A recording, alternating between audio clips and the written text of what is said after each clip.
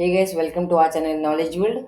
In this video, we'll be studying the sixth chapter of Class 9 ICSE Chemistry, that is the study of the first element hydrogen. So let's begin. So first, let's look at the basics of the chapter hydrogen.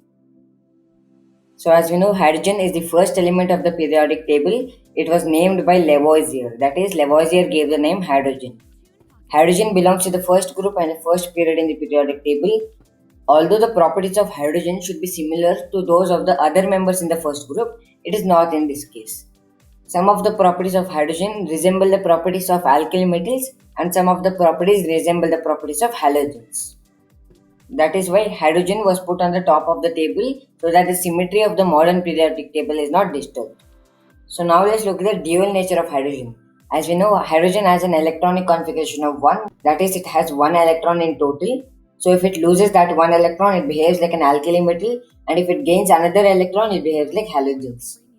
So now let's look at the similarity of hydrogen with alkali metals and with halogens. So the first one is electronic configuration.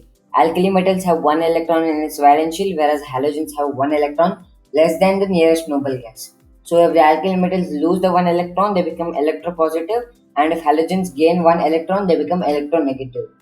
The valency of alkali metals is 1 and the valency of halogens is -1 as it gains 1 electron. Alkali metals acts as reducing agent but halogens don't, and halogens also form diatomic molecules. So now let's discuss the preparation of hydrogen by general methods. In the first method, cold water and metals react with each other. So when metal react with cold water, they form metal hydroxide and liberate hydrogen gas. Example, potassium when react with water gives potassium hydroxide and hydrogen gas. So there are many other general methods from which we can obtain hydrogen. That is reaction of metals with boiling water, reaction of metals with acids, and reaction of metal with concentrated alkalis. So now let's discuss the preparation of hydrogen by laboratory method. So in laboratory method, we use granulated zinc and dilute hydrochloric acid, or also we can use dilute sulfuric acid. So why do we use granulated zinc instead of normal laboratory zinc?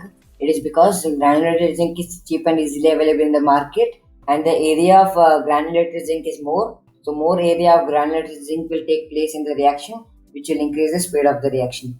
Granulated zinc contains impurities which acts like catalyst in the reaction. So the reaction of zinc and hydrochloric acid is Zn plus 2 HCl gives ZnCl2 plus H2, and the reaction of zinc and dilute sulfuric acid is Zn plus H2SO4 gives ZnSO4 plus H2, and it is collected by downward displacement of water. Why do we use downward displacement of water instead of downward displacement of air? We use downward displacement of water instead of downward displacement of air, although hydrogen gas is lighter because hydrogen burns in air and is very explosive, so we use downward displacement of water as it does not react with water and is lighter than water. So now let's look at the preparation of hydrogen by Bosch process. So in the first step, steam is passed over hot coke at 1000 degrees Celsius to form carbon monoxide and hydrogen gas. This mixture, that is the mixture of carbon monoxide and hydrogen gas, is called water gas. The chemical equation is C plus H2O at 1000 degrees Celsius gives CO plus H2 minus heat. CO plus H2 is water gas and minus heat tells that heat is consumed in the reaction. So in the second step, excess of steam, more of steam is mixed with water gas and the entire mixture is passed over heated ferric oxide and chromic oxide. Ferric oxide acts as a catalyst in the reaction and chromic oxide acts as a promoter. So the chemical equation is CO plus H2, that is the water gas, plus H2O, that is the excess of steam, in the presence of Fe2O3, ferric oxide and chromic oxide at 450 degrees Celsius gives us carbon dioxide and hydrogen gas and heat. CO2 plus 2 volumes of H2 plus heat. So now let's look at the physical properties of hydrogen.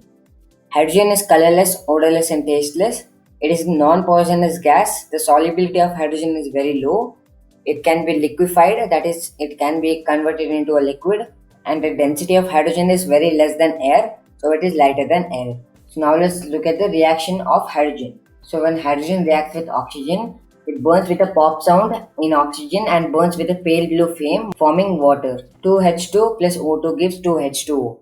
Reaction with chlorine. Hydrogen, when reacts with chlorine, forms 2HCl. The chemical equation H2 plus Cl2 in the presence of sunlight gives 2HCl. Reaction of hydrogen with nitrogen, which is also known as Haber's process. Three volumes of hydrogen and one volume of nitrogen react with each other at a particular temperature and pressure in the presence of finely divided iron, which acts as a catalyst. The chemical equation N2 plus 3H2 in the presence of iron as catalyst and molybdenum as promoter gives 2NH3, that is ammonia. Hydrogen gas, when passed through molten sulfur, reacts to give another gas, which is hydrogen sulfide, which has a rotten smell. The chemical equation H2 plus S gives H2S. Reaction with metals. Dry hydrogen, when passed over heated metals such as sodium, potassium, calcium, react to give their corresponding hydrides. For example, potassium plus hydrogen gives potassium hydride.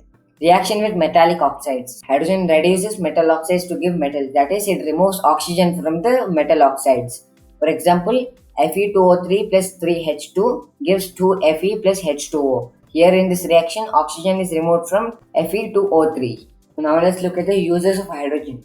So the first use is it is used as a fuel in oxyhydrogen blowtorch. It is also used in meteorological balloons.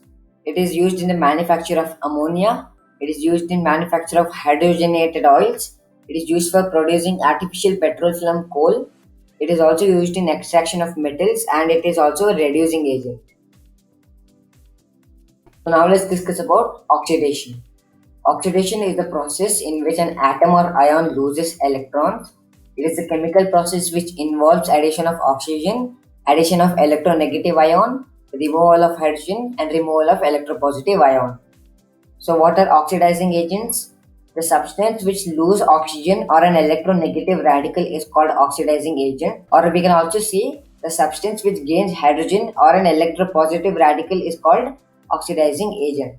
Oxygen, chlorine, hydrogen peroxide are oxidizing agents. So now let's discuss about reduction. So reduction is a process in which an atom or ion gains electrons. It is a chemical process which involves removal of oxygen, addition of electropositive ion, addition of hydrogen, and removal of electronegative ion. So what are reducing agents?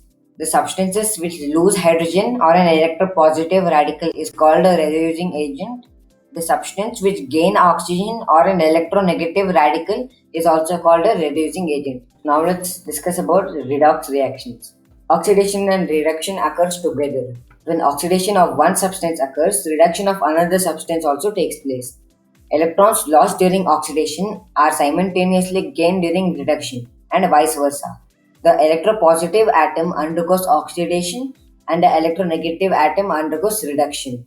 So, redox reactions is the reaction in which oxidation and reduction take place together. RED stands for reduction and OX stands for oxidation. So, redox reactions are reactions in which oxidation and reductions both take place together. So now let's look at the differences between oxidation and reduction. Oxidation is the addition of oxygen or removal of hydrogen, whereas reduction is the removal of oxygen or addition of hydrogen. In oxidation, we lose electrons, whereas in reduction, we gain electrons. Oxidation is the addition of electronegative ion or removal of electropositive ion, whereas reduction is the removal of electronegative ion and addition of electropositive ion. So guys, thanks for watching the video. If you found the video helpful, give a like to this video, share this video with your friends, and subscribe to our channel Knowledge World to understand more new educational topics. Meet you in the next video.